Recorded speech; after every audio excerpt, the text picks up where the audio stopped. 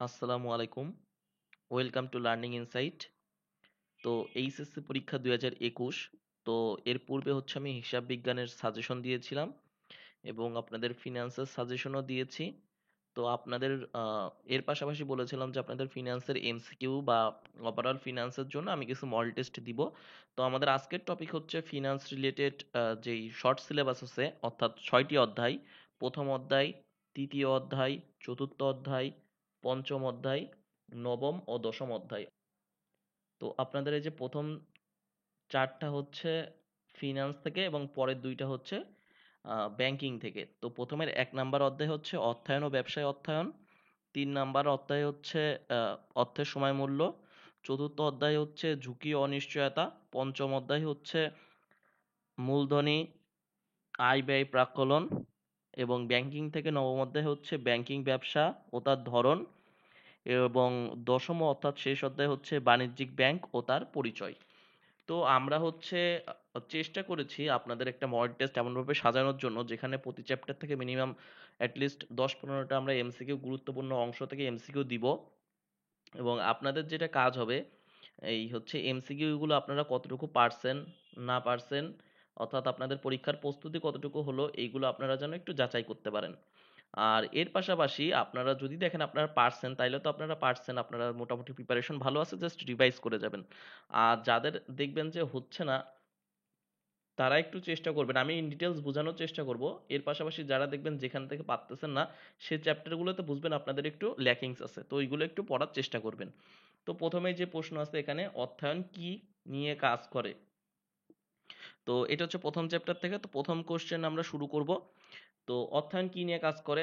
Option ক তে দেওয়া আছে ব্যবস্থাপনা, খ তে মূলধন, গ তে আহ, কর্মী সংগ্রহ এবং ঘ তে দেওয়া আছে তহবিল ব্যবস্থাপনা। তো অর্থায়ন কি করে? ফাইন্যান্সের কাজ হচ্ছে তহবিল সংগ্রহ করা এবং সেই তহবিল সংগ্রহ করার জন্য উৎস নির্ধারণ করবে এবং সেই তহবিল সংগ্রহ করে বিনিয়োগ করে মুনাফা অর্জন করবে। তাহলে এটার কাজ কি? অর্থায়ন হচ্ছে তহবিল ব্যবস্থাপনা নিয়ে কাজ করে। দ্বিতীয় প্রশ্ন, কোন উৎস থেকে কি পরিমাণ তহবিল সংগ্রহ করতে হবে তা কে নির্ধারণ করে? ওকে, তা কোন উৎস থেকে কি পরিমাণ তহবিল আমরা সংগ্রহ করব না করব, এই ওভারঅল এবং কোথায় বিনিয়োগ করব, কোন প্রজেক্টে বিনিয়োগ করা উচিত হবে না উচিত হবে না, এই সম্পর্কিত যাবতীয় সবকিছু নির্ধারণ করে কে? ফাইন্যান্স, বা এইগুলো হচ্ছে ফাইন্যান্সের আলোচ্য বিষয়।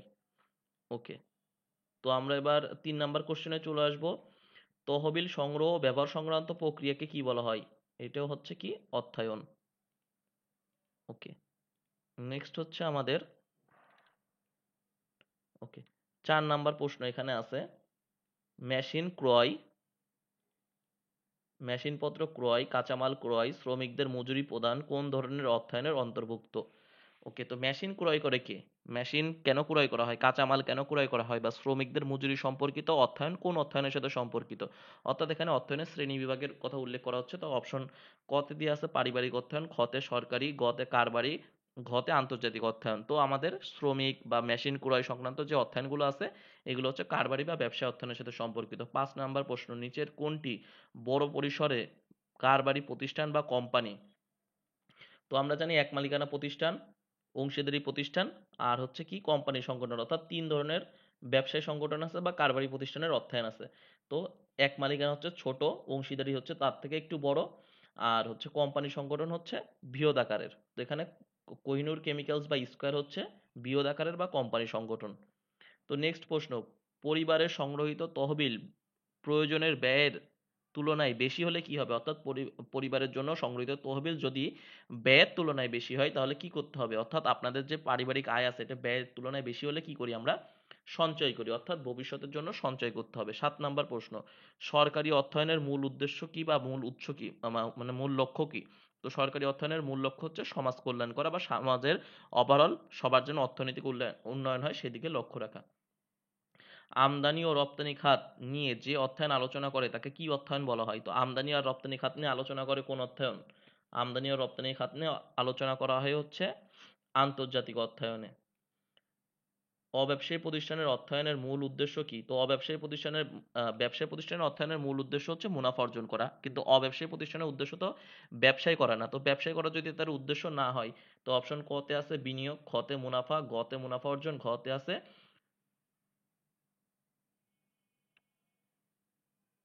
এবং ঘতে আছে অর্থের উৎস চিহ্নিত করুন। আসবো তো এখানে আমাদের কি বলা আছে, নগদ অর্থ ও মুনাফার ভিতর কোন ধরনের মানে কেমন সম্পর্ক, অর্থাৎ ক্যাশ যদি আপনার কাছে বেশি থাকে, মানে ক্যাশ আর হচ্ছে রেভিনিউ বা হচ্ছে অর্থ ও মুনাফার ভিতর সম্পর্ক কি, তো আপনার হাতে যদি টাকা বেশি থাকে, ঠিক আছে, ধরে নিলাম টাকা বেশি আছে, তাহলে কি আপনি বেশি বিনিয়োগ করতে পারবেন? না, বিনিয়োগ কমে যাবে। তো আপনি যখন আপনার হাতে নগদ টাকা রেখে দিচ্ছেন কোনো জায়গায় ইনভেস্ট না করে, তখন আপনার কি হবে, মুনাফা কমে যাবে। আবার যদি আপনি বেশি টাকা বিনিয়োগ করেন, সেক্ষেত্রে আপনার হাতে টাকা কম থাকবে, তখন মুনাফা বেশি হবে কিন্তু হাতের টাকা কমে যাবে। তো আবার টাকা কমে গেলে আপনার কি সমস্যা হবে, আপনার যে রেগুলার খরচগুলো আছে সেই খরচগুলো পূরণ করতে পারবেন না। সুতরাং বোঝা যাচ্ছে এই দুইটার ভিতরে বিপরীত সম্পর্ক বিদ্যমান। আর্থিক ব্যবস্থাপকেরা কয় ধরনের সিদ্ধান্ত নিয়ে কাজ করে? তো আর্থিক ব্যবস্থাপকেরা কয় ধরনের সিদ্ধান্ত নিয়ে কাজ করে? আমরা জানি হচ্ছে আর্থিক ব্যবস্থাপকেরা সাধারণত দুই ধরনের সিদ্ধান্ত নিয়ে কাজ করে। এই দুই ধরনের সিদ্ধান্ত কি কি? এই দুই ধরনের সিদ্ধান্ত হচ্ছে আয় অথবা অর্থায়ন সংক্রান্ত সিদ্ধান্ত, আর দ্বিতীয় হচ্ছে ব্যয় বা বিনিয়োগ সংক্রান্ত সিদ্ধান্ত। তো এইগুলো একটু ভালো করে পড়ে নিবেন, ঠিক আছে? তারপরে ব্যবসায় অর্থায়নের বিষয়ে সিদ্ধান্ত গ্রহণে কম্পিউটারের ব্যবহার শুরু হয় কত দশক থেকে? তো এটা হচ্ছে 1970-এর দশক থেকে। আপনাদের অর্থায়নের যে ক্রমবিকাশ আছে ওখান থেকে প্রশ্ন। 13 নম্বর প্রশ্ন, আধুনিক অর্থায়নের যাত্রা শুরু হয় কত দশক থেকে? যুক্তরাষ্ট্রে বা আমেরিকায় চরম মন্দা শুরু হয় কখন? 1930-এর দশকে। ঠিক আছে। 15 নম্বর প্রশ্ন, অর্থায়ন কোন দশকে আন্তর্জাতিকতা লাভ করে? অর্থাৎ একেবারে শেষের দিকে, অর্থাৎ 1990-এর দশকে আন্তর্জাতিকতা লাভ করে। পরের প্রশ্ন, তৃতীয় অধ্যায় থেকে প্রশ্ন শুরু হয়েছে এবার। কোন বার্ষিক বৃত্তির মেয়াদ শেষে পরিশোধ করা হয়? অর্থাৎ একটি নির্দিষ্ট মেয়াদ শেষে পরিশোধ করা হয়, অর্থাৎ নির্দিষ্ট সময়ের শেষে, অর্থাৎ মাসের শেষে বা বছরের শেষে অথবা 3 মাসের শেষে, অর্থাৎ যে কোনো সময় শেষে যদি পরিশোধ করা হয় তাকে সাধারণ বার্ষিক বৃত্তি বলা হয়। ওকে, পরের প্রশ্ন, ক্রয় ক্ষমতাকে ক্রয় ক্ষমতাকে অর্থের কি বলা হয়? তো ক্রয় ক্ষমতা বলতে কি বোঝানো হচ্ছে? ক্রয় ক্ষমতাকে অর্থের কি বলা হয়? ক্রয় ক্ষমতাকে অর্থের মূল্য বলা হয়। অর্থাৎ আপনি যেই মূল্য পরিশোধ করে ক্রয় করতে পারবেন, ঠিক আছে, ট্রানজেকশনটা করতে পারবেন। 18 নম্বর প্রশ্ন, বিধি 72 অনুযায়ী 500 টাকা 9 বছরে দ্বিগুণ হতে সুদের হার কত হতে হবে? তো 500 টাকার 9 বছরের দ্বিগুণ হতে সুদের হার কত হতে হবে, ঠিক আছে? তো রুল 72-এর ক্ষেত্রে একটা কথা মনে রাখবেন, টাকার পরিমাণ দ্বিগুণ হলেই রুল 72-এর রুলসটা অ্যাপ্লাই করা যাবে। টাকা কি হতে হবে? দ্বিগুণ হতে হবে, 2x। ঠিক আছে, দ্বিগুণ, 2x মানে 2 গুণ। তো টাকার পরিমাণ যদি দ্বিগুণ হয় তাহলে আপনি রুল 72 অ্যাপ্লাই করতে পারবেন। তো রুল 72 অ্যাপ্লাই করার কেন অ্যাপ্লাই করব? আমরা যদি রুল 72-কে, অর্থাৎ 72-কে ইন্টারেস্ট রেট দিয়ে ভাগ দিয়ে আমরা সময়কাল পাবো, আবার 72-কে সময়কাল দিয়ে যদি ভাগ দিই সেই ক্ষেত্রে ইন্টারেস্ট রেট পাবো। তো এখানে আহ, আপনাদের রুল 72 দেওয়া থাকবে, আর হয় এখানে বছর দেওয়া থাকবে, না হলে ইন্টারেস্ট রেট দেওয়া থাকবে। তো যেটাই দেওয়া থাকুক আপনি যেটাতে ভাগ দেবেন, আহ, সুদ দিয়ে ভাগ দিলে সময়কাল বেরোবে, সময়কাল দিয়ে ভাগ দিলে সুদ বেরোবে। তো আমরা 72-কে 9 দিয়ে ভাগ দিই, 9 দিয়ে ভাগ দিলে কত আসে? 8 9 72। ঠিক একইভাবে আপনি দেখেন এবার, আপনার ইন্টারেস্ট রেট বের হয়েছে তো 8, এবার 8 দিয়ে ভাগ দেন 72-কে, কত বছর আসে? 9 বছর। ঠিক আছে, উত্তরগুলো সিমিলার আসবে।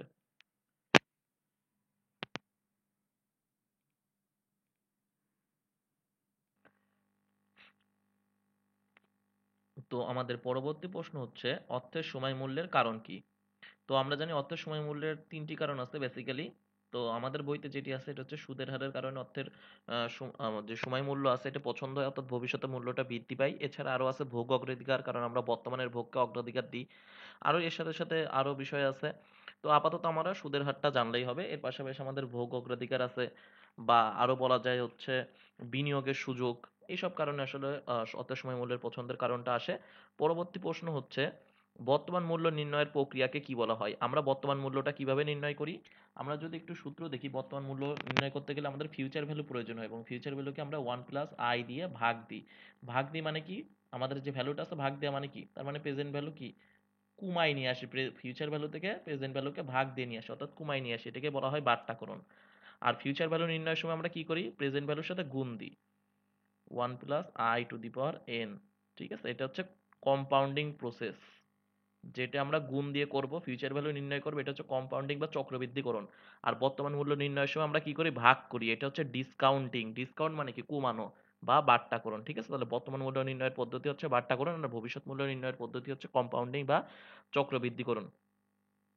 সকল অর্থায়ন সিদ্ধান্তগুলো মূলত কি? সকল অর্থায়ন সিদ্ধান্তগুলো মূলত কি? মূলধন ব্যয়, মূলধন বাজেটিং, এরপরে কি আছে? নেক্সট হচ্ছে সুদের হার নাকি অর্থের সময় মূল্য। আমাদের প্রত্যেকটা সিদ্ধান্তের পিছনে অর্থের সময় মূল্যটা কাজ করে। শুধু মূলধনের উপর সুদ ধার্য করা হলে তাকে কি বলা হয়? শুধু মূলধনের উপর সুদ ধার্য করলে তাকে সরল সুদ বলা হয়। সপ্তাহে 1% চক্রবৃদ্ধি হারে সুদ হলে বাৎসরিক সুদের হার কত? বাৎসরিক সুদের হার হচ্ছে 52%, কারণ এক বছরে 52টা সপ্তাহ থাকে। তাহলে 1% করলে হলে হলে কত সপ্তাহ হবে? কত পার্সেন্ট হবে? 52%। EAR, effective annual rate. ঠিক আছে? ইফেক্টিভ অ্যানুয়াল রেট, প্রকৃত সুদের হার। তো এর সূত্র আছে, এই সূত্রটাও পড়বেন। অর্থের সময় মূল্য নির্ণয়ের কৌশল কয়টি? দুইটা কৌশল একটু আগে বললাম, একটা হচ্ছে কি বাট্টাকরণ আর একটা হচ্ছে চক্রবৃদ্ধিকরণ। তো বাট্টাকরণের মাধ্যমে আমরা বর্তমান মূল্য নির্ণয় করি, আর চক্রবৃদ্ধির মাধ্যমে আমরা ভবিষ্যৎ মূল্য নির্ণয় করি। এটা একটা হচ্ছে বর্তমান মূল্য আর একটা হচ্ছে ভবিষ্যৎ মূল্য, কম্পাউন্ডিং অথবা ডিসকাউন্টিং। ওকে, আমরা 25 নাম্বার কোশ্চেনে চলে আসবো। আমাদের 25 নাম্বার প্রশ্ন হচ্ছে, কখন অর্থের বর্তমান মূল্য ও ভবিষ্যৎ মূল্য সমান হবে? আমরা জানি বর্তমান মূল্য এবং ভবিষ্যৎ মূল্যের পার্থক্যটা আসলে সৃষ্টি হয় কিসের জন্য? সুদের হারের জন্য। তো সুদের হারটাই যখন থাকবে না, অর্থাৎ আপনার যদি ইন্টারেস্ট রেট না থাকে, তখন তো আপনার বর্তমান মূল্যও যা ভবিষ্যৎ মূল্যও তা, অর্থাৎ ভবিষ্যৎ মূল্য আপনার বর্তমান মূল্য থেকে বাড়বে না। সুতরাং এখানে হচ্ছে আপনার কোনো পার্থক্য ক্রিয়েট করবে না। সুতরাং হচ্ছে আমাদের কি থাকবে এখানে? অর্থের বর্তমান মূল্য ভবিষ্যৎ মূল্য সমান হবে কখন? যখন আমাদের এখানে সুদের হারটা শূন্য হবে। ঠিক আছে? পরবর্তী প্রশ্ন হচ্ছে 26 নাম্বার। ত্রিমাসিক চক্রবৃদ্ধির ক্ষেত্রে বার্ষিক চক্রবৃদ্ধিকে আমরা এম দ্বারা প্রকাশ করি। তো এম এর মান কেমন হয়? আপনি 12 দিয়ে ভাগ দিতে হবে। ত্রিমাসিক মানে কি? 3 মাস পর পর চক্রবৃদ্ধি। তো 12 কে যদি 3 দিয়ে ভাগ দিই, তার মানে কত হবে? আমাদের মানটা 4 হবে। ঠিক আছে? এটা আলাদা করে মুখস্থ করার দরকার নেই। যদি বলে 6 মাস পর পর 12 কে কত দিয়ে ভাগ দেবো? 6 দিয়ে ভাগ দেবো, তাহলে আমাদের এম এর মান আসবে কত? 2। তাহলে ত্রিমাসিক চক্রবৃদ্ধির ক্ষেত্রে বার্ষিক চক্রবৃদ্ধির সংখ্যা এম কত হয়ে থাকে? 4 হবে। ঠিক আছে? তো আমাদের পরবর্তী প্রশ্ন হচ্ছে, চক্রবৃদ্ধির পরিমাণ বাড়তে থাকলে বর্তমান মূল্য কি হবে? তো চক্রবৃদ্ধির পরিমাণ বাড়তে থাকলে বর্তমান মূল্য কি হবে? হ্রাস পাবে। কারণ বর্তমান মূল্য কি করা হয়? ভাগ দেওয়া হয়। বর্তমান মূল্য বের করার সময় কি ফিউচার ভ্যালুকে ভাগ দেওয়া হয়। তো ফিউচার ভ্যালুকে আমরা যখন 1 + i⁴ দেব, এবং এই চক্রবৃদ্ধির পরিমাণটা নিচের যে অংশটা রয়েছে, এই যে ডিসকাউন্টিং মেথডের যে এলিমেন্টটা রয়েছে, এলিমেন্টের পরিমাণ যখন বৃদ্ধি পাবে, ঠিক আছে, এলিমেন্টের পরিমাণ বৃদ্ধি পেলে কি বর্তমান মূল্য কমে যাবে। আমি যদি একটা সহজ উদাহরণ দিই আপনাদের জন্য বুঝতে সুবিধা হবে। 10কে 2 দিয়ে ভাগ দিলে অ্যান্সার কত হয়? 5। কিন্তু 10কে যখন আমরা 5 দিয়ে ভাগ দেবো, অর্থাৎ নিচের মানটা, হরের মানটা যখন বেড়ে যাবে, তখন আমাদের অ্যান্সারটা কি হয়ে যাবে? কমে যাবে, 2 হবে। ঠিক আছে? আশা করি এই বিষয়টা ক্লিয়ার। 28 নম্বর প্রশ্ন, নির্দিষ্ট সময় পর অর্জিত সুদ আসলের সাথে প্রাপ্ত সুদ আসলের উপর পরবর্তী বছরে সময়ে সুদ নির্ণয় করাকে কি বলা হয়? চক্রবৃদ্ধি সুদ বলা হয় এখানে। ঠিক আছে? যদি শুধুমাত্র আসলের উপর সুদ নির্ণয় করা হতো, তাকে প্রকৃত সুদ বলা হয়। আর সুদ আসলের উপর সুদ নির্ণয় হচ্ছে চক্রবৃদ্ধি সুদ। 29 নম্বর প্রশ্ন, এককালীন অর্থের ভবিষ্যৎ মূল্য থেকে বর্তমান মূল্য বাদ দিলে কি পাওয়া যায়? অর্থাৎ বর্তমান মূল্য, আপনার ফিউচার ভ্যালুর ভিতরে কি থাকে? বর্তমান মূল্য থাকে। আর কি থাকে? আর থাকে ইন্টারেস্ট। ঠিক আছে? তা বর্তমান মূল্য আর ফিউচার ভ্যালু, মানে প্রেজেন্ট ভ্যালু আর ফিউচার ভ্যালুর ভিতর পার্থক্য কি? পার্থক্য হচ্ছে ইন্টারেস্ট রেট। তো এই বর্তমান মূল্য আর ফিউচার ভ্যালু যদি মাইনাস করে দিতে, তাহলে কি থাকবে? নিশ্চয়ই হচ্ছে আমাদের কি থাকবে? সুদের পরিমাণটা থাকবে। তাহলে এখানে অ্যান্সার কি হবে? সুদ। 30 নম্বর প্রশ্ন, অর্থের সময় অগ্রাধিকারের কারণ কি? অর্থের সময় অধিকারের কারণ হচ্ছে, আমি যদি বলি আপনাকে আজকে 1 টাকা দিব আর 5 বছর পরে 1 টাকা দেবো, আজকের 1 টাকা কেন নেবেন? কারণ 5 বছর পরে আমি নাও দিতে পারি। এটা হচ্ছে অনিশ্চয়তা। মুদ্রাস্ফীতির কারণ কি? আজকের 1 টাকা দিয়ে আমি একটা আপেল কিনতে পারবো, 5 বছর পরে 1 টাকা দিয়ে হয়তো আমি হচ্ছে একটার অর্ধেক আপেলও কিনতে পারবো না, বা কোনো আপেলই কিনতে পারবো না। এটা হচ্ছে মুদ্রাস্ফীতির কারণে পণ্যের দাম বেড়ে যায়। এবং বিনিয়োগ সুযোগ, আজকের 1 টাকা দিয়ে আপনি বিনিয়োগ করে হয়তো 5 বছর পরে 1 টাকারে 5 টাকায় কনভার্ট করতে পারবেন। ঠিক আছে? এটা হচ্ছে বিনিয়োগের সুযোগ। সুতরাং বলা যায় হচ্ছে অর্থের সময় মূল্য অগ্রাধিকারের কারণ হচ্ছে অনিশ্চয়তা, মুদ্রাস্ফীতি, বিনিয়োগ সুযোগ। পরবর্তী প্রশ্ন, ব্যাংক কিসের ভিত্তিতে চক্রবৃদ্ধি দেয়? ব্যাংক হচ্ছে মাসিক ভিত্তিতে চক্রবৃদ্ধি দেয়।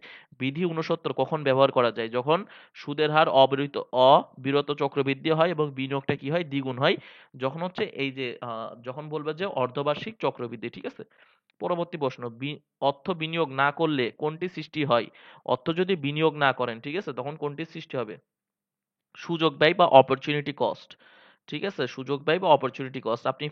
আপনি হচ্ছে ফিনান্সে পড়তেছেন বা কমার্সে পড়তেছেন বলে আপনি হচ্ছে ইকোনমিক্স পরীক্ষা দিতে পারতেছেন না, বা বায়োলজি পরীক্ষা দিতে পারতেছেন না। এটা কি? এক ধরনের সুযোগ ব্যয় বা অপরচুনিটি কস্ট। অপ্রত্যাশিত প্রাপ্ত অপ্রত্যাশিত ও প্রাপ্ত ফলাফলের মধ্যে পার্থক্য সৃষ্টি করে কি? বিচ্যুতি। আমরা এখন ৪ নাম্বার চ্যাপ্টারে চলে আসছি, ঠিক আছে? ঝুঁকি ও অনিশ্চয়তা। তো ঝুঁকি ও অনিশ্চয়তা থেকে প্রথম প্রশ্ন হচ্ছে অপ্রত্যাশিত ও প্রাপ্ত ফলাফলের পার্থক্যকে কি বলা হয়? বিচ্যুতি। অর্থাৎ আপনার হচ্ছে এক্সপেক্টেড রেজাল্ট ছিল আপনি 15% হচ্ছে প্রফিট করবেন, কিন্তু দেখা গেল আপনি প্রফিট করেছেন 13%। তাহলে এই 2% যে গ্যাপ আছে এটাই কি আপনার অনিশ্চয়তা রয়েছে, ঠিক আছে? এখানে অনিশ্চয়তা রয়েছে আপনার একটা। বা 15% আপনার প্রফিট করার কথা ছিল, আপনি 17% করেছে। এই যে ঝুঁকিটা সবসময় নেগেটিভ না, পজিটিভও হতে পারে। হ্রাস বৃদ্ধি কমতেও পারে, বাড়তেও পারে, ঠিক আছে? তবে কমার সম্ভাবনা, নেগেটিভিটি থাকতে হবে হচ্ছে আপনার আহ, ঝুঁকির জন্য, ঠিক আছে? তো নেগেটিভিটি থাকতে পারে, পজিটিভিটিও থাকতে পারে, তবে নেগেটিভিটি থাকা হচ্ছে ম্যান্ডেটরি। তো আপনার 15%টা 17% হওয়া বিচ্যুতি, 13% হওয়া বিচ্যুতি। আপনার 15% এক্সপেক্টেড প্রফিট ছিল, সেই প্রফিটটা আপনার 17% হয়েছে, এটাও আপনার বিচ্যুতি হতে পারে। তো এই যে বিচ্যুতি বা পার্থক্য সৃষ্টি হচ্ছে, এটা কিসের কারণে? অনিশ্চয়তার কারণে। যদি অনিশ্চয়তা না থাকতো এখানে কোনো কিন্তু বিচ্যুতি হতো না। আপনি ব্যাংকে টাকা রাখলে 10% ইন্টারেস্ট পাবেন, এটা কিন্তু কনফার্ম, এখানে কোনো বিচ্যুতি নেই। কিন্তু শেয়ারে ইনভেস্ট করলে আপনার এই 15% টাকা 0%ও হয়ে যেতে পারে, 20% বা 30% হয়ে যেতে পারে। এখানে হচ্ছে বিচ্যুতির সুযোগ রয়েছে। তো পরবর্তী প্রশ্ন হচ্ছে পরিকল্পনা অনুযায়ী ব্যবস্থা নিলে কোনটি থেকে রক্ষা পাওয়া যায়? তো পরিকল্পনা অনুযায়ী যদি আপনি ব্যবস্থা নেন, পরিকল্পনা অনুযায়ী ব্যবস্থা নেন, সেক্ষেত্রে আহ, কোনটি থেকে রক্ষা পাওয়া যাবে? তো এখানে পরিকল্পনা অনুযায়ী ব্যবস্থা নিলে কোনটি থেকে রক্ষা পাওয়া যাবে? অপ্রত্যাশিত ক্ষতি, অর্থাৎ আপনার সামনে ক্ষতি হতে পারে, এটার কথা চিন্তা করে আপনি যদি পর্যাপ্ত ব্যবস্থা নেন, সেক্ষেত্রে অপ্রত্যাশিত ক্ষতি থেকে সুবিধা পাওয়া যাবে। পরবর্তী প্রশ্ন 36 নাম্বার, ব্যবসায় শুরু করার আগে কোনটি বিশ্লেষণ করতে হয়? ব্যবসা শুরু করার আগে অবশ্যই হচ্ছে পরিকল্পনা করতে হবে, না হচ্ছে বাজার চাহিদা বিশ্লেষণ করতে হবে, না ঝুঁকি বিশ্লেষণ করতে হবে, না হচ্ছে বিক্রয়ের পরিমাণ বিশ্লেষণ করতে হবে? কোনটা বিশ্লেষণ করতে হবে? আপনি যদি মার্কেট ডিমান্ড বা মার্কেট সম্পর্কে আমাদের অবগত না থাকি, যে মার্কেটে কি চলছে, মার্কেটে এখন অ্যান্ড্রয়েড ফোন চলতেছে, তো আপনি যদি অ্যানালগ সিস্টেমের ফোন নিয়ে আসেন, নোকিয়া, মার্কেটে নোকিয়া একসময় অনেক মার্কেটে খুব ভালো পজিশনে ছিল, হঠাৎ করে কি হলো, অ্যান্ড্রয়েড ফোন আসলো, তারপরে হচ্ছে আইফোন তাদের হচ্ছে নতুন অ্যাপেল স্টোরে নতুন অ্যান্ড্রয়েড সিস্টেমের মতো তাদের নতুন সিস্টেম ডেভেলপ করলো, নতুন নতুন ফোন আসলো, কিন্তু নোকিয়া কি করলো, নোকিয়া মার্কেট ডিমান্ড এর উপর বেস করতে পারে না, তারা এখান থেকে মার্কেট থেকে কিন্তু অলরেডি হারিয়ে গেছে। তো ব্যবসা শুরু করার জন্য বা ব্যবসা করার জন্য মার্কেট ডিমান্ড বা মার্কেট চাহিদা বা বাজার চাহিদা অবশ্যই বিশ্লেষণ করতে হবে। পরবর্তী প্রশ্ন হচ্ছে আদর্শ বিচ্যুতির ঝুঁকি পরিমাপ কোন ধরনের পদ্ধতি? এটা হচ্ছে একটা পরিসংখ্যানিক পদ্ধতি বা স্ট্যাটিস্টিক্যাল মেথড বা স্ট্যাটিস্টিক্স এর একটা মেকানিজম, ঠিক আছে?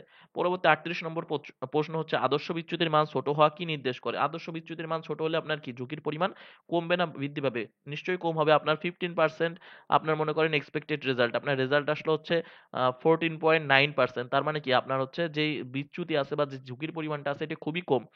কিন্তু আপনার 15% এক্সপেক্টেড রেজাল্ট, আপনার প্রফিট আসলো হচ্ছে 3% মাত্র, তার মানে কি এখানে আপনার ঝুঁকির পরিমাণটা অনেক বেশি। আশা করি এগুলো বুঝতে সমস্যা হচ্ছে না। এগুলো একটু ইজিলি খুবই মানে সহজে বোঝার চেষ্টা করলে বোঝা যায়। হয়তো অনেক সময় অনেকে বুঝতে পারেন না, আগে পড়েন না, এখন একটু এইভাবে কনসেপ্টগুলো এপ্লাই করলে মোটামুটি হয়ে যাবে। একাধিক প্রকল্পে ঝুঁকির পরিমাণ সমান হলে, ওকে, এই প্রশ্নটা একটু বোঝার চেষ্টা করেন। একাধিক প্রকল্পে ঝুঁকির পরিমাণ সমান হলে কোনটি কোনটি গ্রহণ করা যুক্তিযুক্ত হবে? ঠিক আছে, আমি রেড কালারটা নিয়ে নিই। ওকে, তো একাধিক প্রকল্পে ঝুঁকির পরিমাণ সমান। তো একাধিক প্রকল্পে ঝুঁকির পরিমাণ সমান। তো ধরে নিই ঝুঁকির পরিমাণ 10%, ঝুঁকির পরিমাণ দুইটা প্রকল্পে 10%। একটা প্রকল্পে ইনকাম হলো 15%, আরেকটা প্রকল্পে ইনকাম হলো 18%। তো আপনি কি করবেন? ঝুঁকির পরিমাণ যেহেতু সেম, তো ঝুঁকি নিয়ে তো আমি কোনো ডিসিশন নিতে পারছি না, তাহলে আমার আয় যেটাই বেশি আমি সেটাই ইনভেস্ট করব। তাহলে কি হবে? আয় বেশি। পরবর্তী তো 40 নম্বর প্রশ্ন হচ্ছে গালিব প্রতিষ্ঠানের গড় থেকে আয়ের ব্যবধানের বর্গ হচ্ছে 153.60, প্রতিষ্ঠানের আদর্শ বিচ্যুতি কত হবে? তো আমরা জানি আদর্শ বিচ্যুতি বলতে এখানে কি বোঝানো হচ্ছে।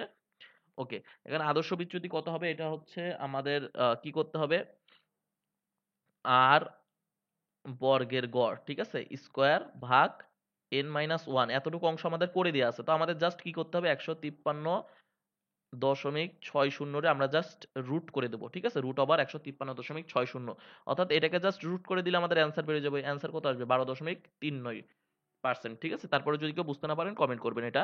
আয় ব্যয় প্রাক্কলন এর পরবর্তী কাজ কি? ঠিক আছে, আয় ব্যয় প্রাক্কলন করা হয়ে গেলে আপনার নেক্সট কাজ কি? নেক্সট কাজ হচ্ছে দীর্ঘমেয়াদী বিনিয়োগ সিদ্ধান্ত নেওয়া। আপনি যখন আয় ব্যয় প্রাক্কলনটা করে নেবেন, যে একটা প্রজেক্টের থেকে আমার আয় হতে পারে 10%, আরেকটা প্রজেক্টের তো আয় হতে পারে 13%। তো আপনি যখন জানেন এই প্রজেক্টের তো আয় হবে আমার 10%, প্রজেক্ট A2 থেকে আয় হবে 13%, তখন আমার কোন প্রজেক্টে বিনিয়োগ করা সঠিক হবে সেই সম্পর্কিত সিদ্ধান্ত গ্রহণ করা যাবে। পরবর্তী প্রশ্ন হচ্ছে মূলধন বাজেটিং এর আয় ব্যয় প্রাক্কলনের ক্ষেত্রে আয় বলতে কোনটিকে বোঝায়? আয় বলতে বিক্রয় হতে অর্জিত অর্থকে বোঝায়। নিট মুনাফার সঙ্গে অবচয় যোগ করলে কি পাওয়া যায়? একটা কথা খুবই স্পষ্ট মনে রাখবেন, নিট মুনাফার সাথে আমরা অবচয় যোগ করি হচ্ছে কিসের জন্য? ডেপ্রিসিয়েশন যোগ করা হয়, ডেপ্রিসিয়েশন বা অবচয় যোগ করা হয় নগদ বের করার জন্য, নগদ প্রবাহ, অ্যাকচুয়ালি আমার ক্যাশ কত টাকা। তো এটা আমরা অবচয় কেন যোগ করতেছি? আপনারা কিছুদিন আগে অ্যাকাউন্টিং পরীক্ষা দিয়ে আসছেন, অ্যাকাউন্টিং পরীক্ষার সময় আমরা কি করেছি? নিট আয় নির্ধারণের সময় আমরা অবচয়কে বাদ দিয়ে আসি, মোট মুনাফা থেকে অবচয় আমরা বাদ দিয়ে আসি না? তো এই অবচয়কে যেহেতু ওখানে আমরা বাদ দিয়েছি, এখন এই জন্য জাস্ট এখানে যোগ করে দিই, ঠিক আছে? হচ্ছে নগদ প্রবাহটা নির্ধারণের সময়। তো অবচয় আমরা বাদ দিয়েছিলাম, এখানে যোগ করব নগদ প্রবাহ বের করার সময়। আর এটা খুবই গুরুত্বপূর্ণ একটি কোশ্চেন অত্যন্ত, যে নিট মুনাফার সাথে অবচয় যোগ করে আমরা নগদ প্রবাহ নির্ধারণ করি। সুতরাং এখানে কি আছে? নগদ আন্তঃপ্রবাহ। তো এটা মূলধন বাজেটিং ক্ষেত্রে মূলধন বাজেটিং এর হচ্ছে আমাদের যে প্রশ্ন আছে এখানে পে ব্যাক পিরিয়ড নির্ধারণের সময় আমাদের কাজে লাগে। পরবর্তী প্রশ্ন হচ্ছে মূলধন বাজেটিং এর ব্যর্থতার দায় কাকে নিতে হয়? আর্থিক ব্যবস্থাপক যেহেতু এই সংক্রান্ত সিদ্ধান্ত গ্রহণ করে অর্থায়ন সংক্রান্ত, সুতরাং আর্থিক ব্যবস্থাপককেই এই সংক্রান্ত দায় নিতে হবে। পরবর্তী প্রশ্ন হচ্ছে নগদ বহিঃপ্রবাহ কিভাবে ঘটে? বহিঃপ্রবাহ কিভাবে হয়? ক্যাশ আউটফ্লো হচ্ছে আপনি যদি খরচ করেন সেক্ষেত্রে বহিঃপ্রবাহ হয়, বা আপনি যদি কোনো বিনিয়োগ করেন সেই ক্ষেত্রে বহিঃপ্রবাহ হয়। ওকে, মূলধন বাজেটিং কোন ধরনের সিদ্ধান্ত? মূলধন বাজেটিং বা ক্যাপিটাল বাজেটিং হচ্ছে দীর্ঘমেয়াদী বিনিয়োগ সিদ্ধান্ত। আমরা হচ্ছে দীর্ঘমেয়াদে কোন ধরনের বিনিয়োগ করব সেই সংক্রান্ত সিদ্ধান্তই হচ্ছে মূলধন বাজেটিং সিদ্ধান্ত। এবং মূলধন বাজেটিং সিদ্ধান্ত অবশ্যই হচ্ছে একটি আহ, আচ্ছা, এই কোশ্চেনটা আপনাদের কাছে থাকলো, এটার উত্তর আপনারা দিবেন। একটা কোশ্চেন দিয়ে রাখি। ওকে, পরবর্তী কোশ্চেন হচ্ছে 47 নম্বর, আয় ব্যয় প্রাক্কলনের ক্ষেত্রে নিচের কোনটি আয় ব্যয় প্রাক্কলনের ক্ষেত্রে ব্যয় হিসেবে নিচের কোনটি ব্যয় হচ্ছে? কাঁচামালের খরচ হচ্ছে এখানে আমাদের ব্যয়। এখানে দেখেন বিক্রয় হতে অর্জিত অর্থ হচ্ছে আমাদের আয়। জমি যদি ক্রয় করেন এটা হচ্ছে আপনার সম্পত্তি, ঠিক আছে? এখানে ব্যয় না এটা। জমি যদি ক্রয় করেন এটা হচ্ছে asset. A is equal to L plus ওইতে কি হয়? A is equal to L plus ওইতে A is equal to L plus ওইতে কি হয়? জমি ক্রয় করলে সম্পত্তি বৃদ্ধি পায়, দালান কোঠা ক্রয় করলে সম্পত্তি বৃদ্ধি পায়, বিক্রয় করলে আয় বা মালিকানা সত্ত্ব বৃদ্ধি পায়। আর যদি কাঁচামাল ক্রয় করেন তাহলে ব্যয় বা মালিকানা সত্ত্ব হ্রাস পায়। ক্লিয়ার? একটি কোম্পানির নিট মুনাফা হচ্ছে 8 লক্ষ টাকা, অবচয় হচ্ছে 3 লক্ষ টাকা। একটু আগে শিখে আসলাম না, নিট মুনাফার সাথে অবচয় যদি যোগ করি তাহলে আমাদের কি হবে? নগদ প্রবাহ পাওয়া যাবে। তাহলে 8 লক্ষের সাথে 3 লক্ষ যোগ করতে হবে। আর এখানে আরেকটা সমস্যা আছে, সেটা হচ্ছে 8 লক্ষের সাথে 3 লক্ষ টাকা যোগ করতে হবে। আর কেন যোগ করি? কারণ অবচয় হচ্ছে নিট মুনাফা বের করার সময় বিয়োগ দিয়েছিলাম। তাহলে আমাদের উত্তর কত হবে? 11 লক্ষ টাকা।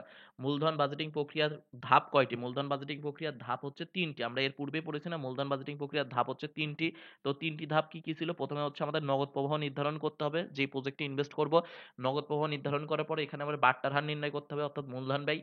তো এই নগদ প্রবাহ নির্ধারণ করব এবং বাট্টার হার নির্ধারণ করব। এবার আমরা বর্তমানে চলে আসব।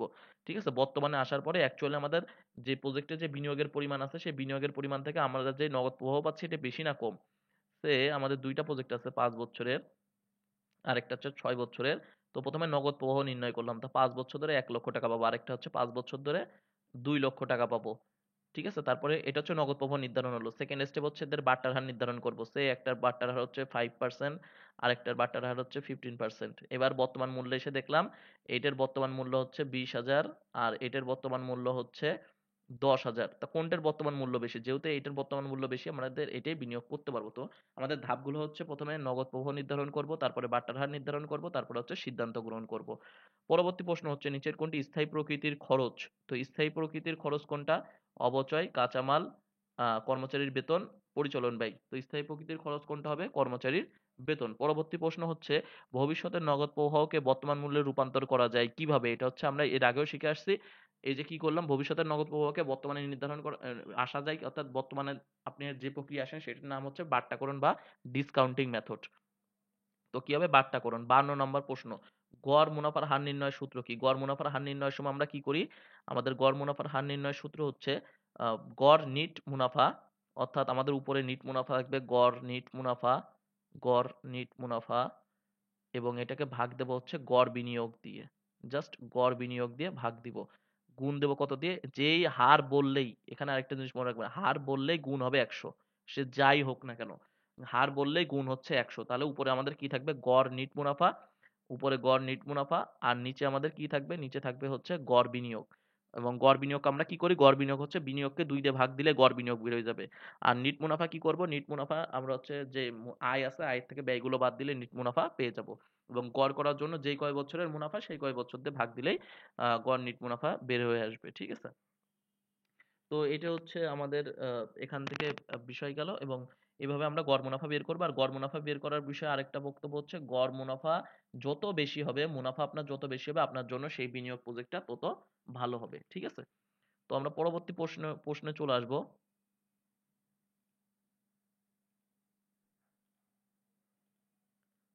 তো পরবর্তী প্রশ্ন হচ্ছে, কোন পদ্ধতিতে ব্যবসায় বিনিয়োগকৃত অর্থ ফেরত আসার সময় নির্ধারণ করা হয়? তা আমরা কি জানি? পে ব্যাক পিরিয়ডের মাধ্যমে আমাদের কত সময়ের ভিতরে, সময় বললেই পে ব্যাক পিরিয়ড, ঠিক আছে, কত সময়ের ভিতর আমরা ফেরত পাবো।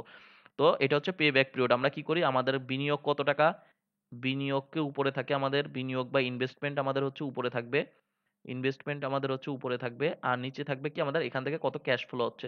তো আমাদের বিনিয়োগ মনে করেন ৫,০০০ টাকা, আমরা প্রতি বছরে ১,০০০ টাকা করে পাচ্ছি, তাহলে কত বছরে ফেরত পাবো? ৫ বছরে। তো এটাই হচ্ছে আমাদের কি, পে ব্যাক পিরিয়ড। সহজ জিনিস। পরবর্তী প্রশ্ন হচ্ছে, গ্রুপ ব্যাংকিং ব্যবসায়ের পরিচালনার দায়িত্ব থাকে কার? এখানে দুইটা বিষয় আমাদের কনফিউশন হতে পারে।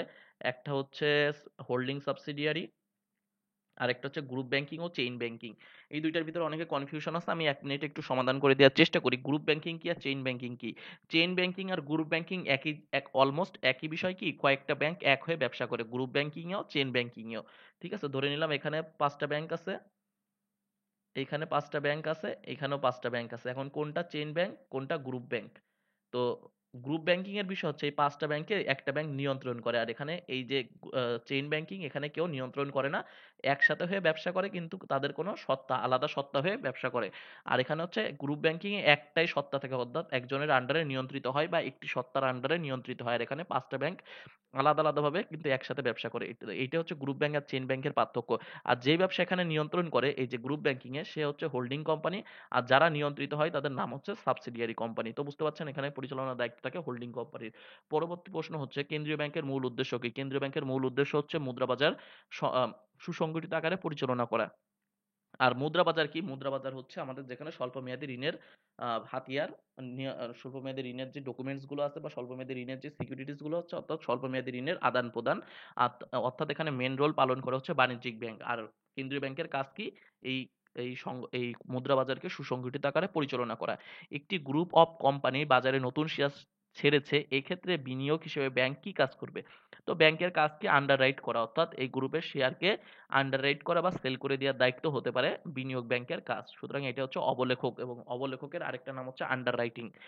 কোনটি বাংলাদেশের যৌথ মালিকানার ব্যাংক? যৌথ মালিকানার ব্যাংক হচ্ছে বাংলাদেশে কমার্স ব্যাংক। তো আপনারা যখন মালিকানার ভিত্তিতে ব্যাংকের শ্রেণীবিভাগ করবেন, সেখানে দেখতে পাবেন যৌথ মালিকানার ব্যাংক হচ্ছে কমার্স ব্যাংক। আপনাদের বইয়ের মেইন বইয়ের উদাহরণে এখানে দেওয়া আছে। ৫৮ নম্বর প্রশ্ন হচ্ছে, ঋণদান নোট ইস্যু এগুলো ব্যাংকের কোন ধরনের নীতি?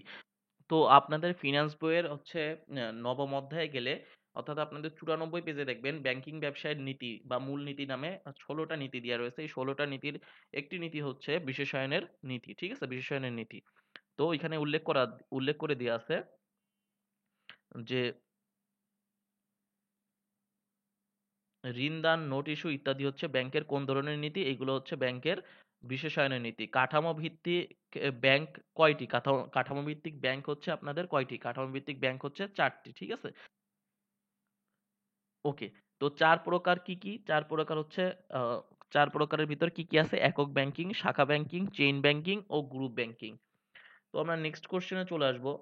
তো নেক্সট কোয়েশ্চেন হচ্ছে, ব্যাংক আমানতকারীকে যে হারে সুদ প্রদান করে তার থেকে অধিক হারে ঋণ গ্রহীতার নিকট থেকে সুদ আদায় করে। এই দুই সুদের পার্থক্য কি? তো ব্যাংকের মেন কাজই হচ্ছে একজনের কাছ থেকে আমানত সংগ্রহ করবে, আরেকজনের কাছ থেকে হচ্ছে সেই আমানতকে লোন হিসেবে দেবে, এবং যার কাছ থেকে আমানত সংগ্রহ করবে তাকে একটা ইন্টারেস্ট দেবে। অর্থাৎ যার কাছ থেকে আমানত টাকা সংগ্রহ করবে তাকে 10% দিল, এবং যাকে লোন দিবে তার কাছ থেকে 15% নিল।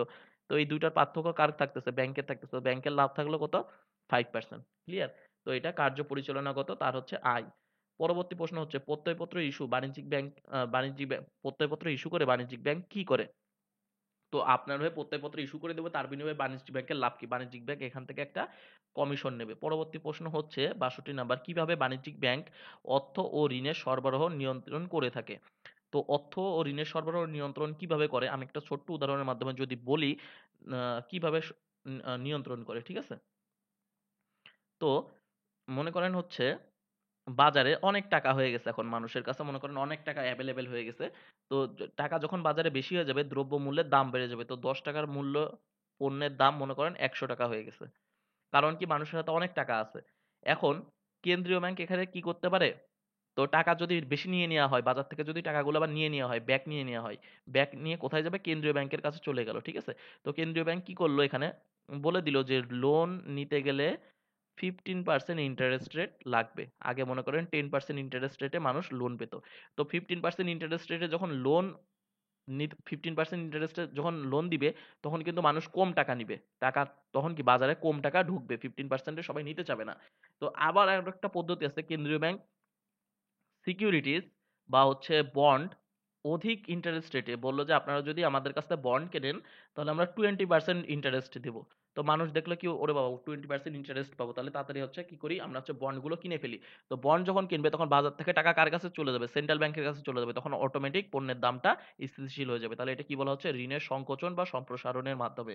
তো ঋণের একটা প্রসেস আছে, অথবা এই যে অন্য অনেক প্রসেস আছে, ঠিক আছে। তো এইগুলো ওভারঅল সবকিছু বলে দিলাম, আশা করি এগুলো ক্লিয়ার। পরবর্তী প্রশ্ন হচ্ছে, বাণিজ্যিক ব্যাংক কি কেনাবেচার মাধ্যমে মধ্যস্থতাকারী হিসেবে আয় করে থাকে। তো বাণিজ্যিক ব্যাংক কি কেনাবেচা করতে পারে, শেয়ার কেনাবেচার মাধ্যমে মধ্যস্থতাকারী হিসেবে কাজ করতে পারে। বাণিজ্যিক ব্যাংকের মৌলিক উদ্দেশ্য কোনটি। তো বাণিজ্যিক ব্যাংক কাজই করে হচ্ছে মুনাফা অর্জনের উদ্দেশ্যে। চেক, হুন্ডি, বিনিময় বিল ইত্যাদি বাণিজ্যিক ব্যাংক কি হিসেবে ব্যবহার করে। চেক, আচ্ছা দেখেন, এখানে যদি একটু বলি, চেক, আহ, চেক, হুন্ডি, বিনিময় বিল, এগুলো কি হিসেবে ব্যবহৃত হয়। তো অনেকে বুঝতে পারে না আসলে বিনিময়ের মাধ্যমটা আসলে কি। তো আমরা জানি বিনিময়ের মাধ্যম কি, টাকা। তো এই টাকা দিয়ে আমরা কি করি, লেনদেন করি। টাকা দিয়ে কি করি, লেনদেন করি। তো এটা আমাদের বিনিময়ের মাধ্যম। তো বিনিময়ের মাধ্যম বলতে কি বোঝানো হচ্ছে, লেনদেনের সুবিধা। তো এই টাকা না দিয়ে আপনি যদি কাউকে চেক দেন, সেটাও কি এক প্রকার লেনদেন হয়ে গেল না। তো এটাই বোঝানো হচ্ছে আসলে, ঠিক আছে। তো চেকও এক প্রকার কি, বিনিময়ের মাধ্যম।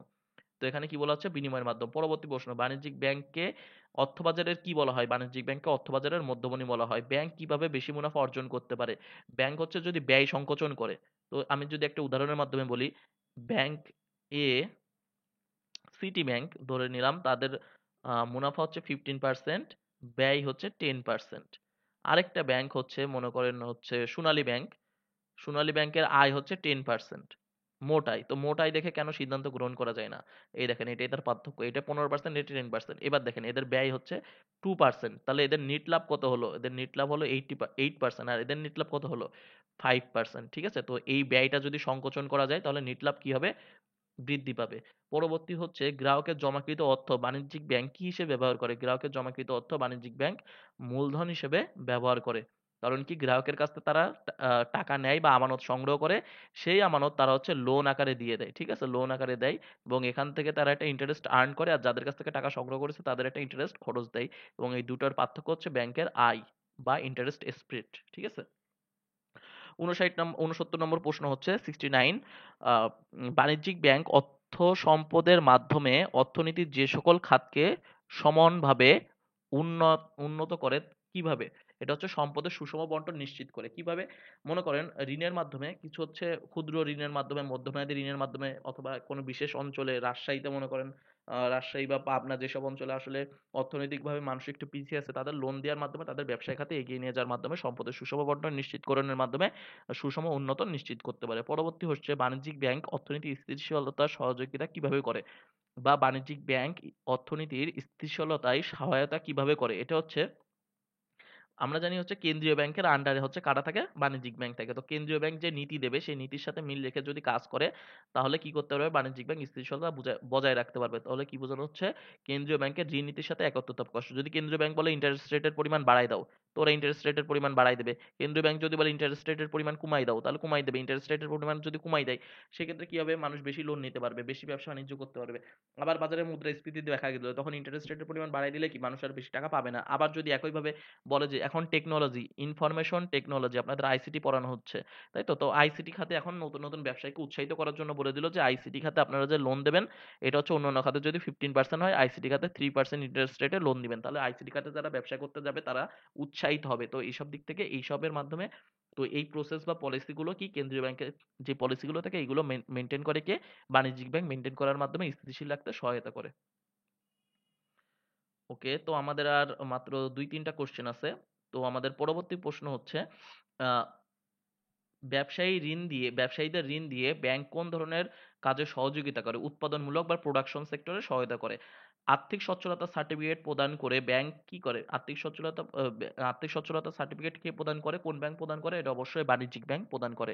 কারণ বাণিজ্যিক ব্যাংকের সাথে মানুষের সাধারণত লেনদেন থাকে। তারপর হচ্ছে আমদানি রপ্তানি সংক্রান্ত কার্যাবলী সম্পাদন ব্যাংকের কোন ধরনের কাজ? ব্যাংকের প্রতিনিধিত্বমূলক কাজ কি কি বাণিজ্যিক ব্যাংকের? এটা কিন্তু খুবই খুবই খুবই গুরুত্বপূর্ণ।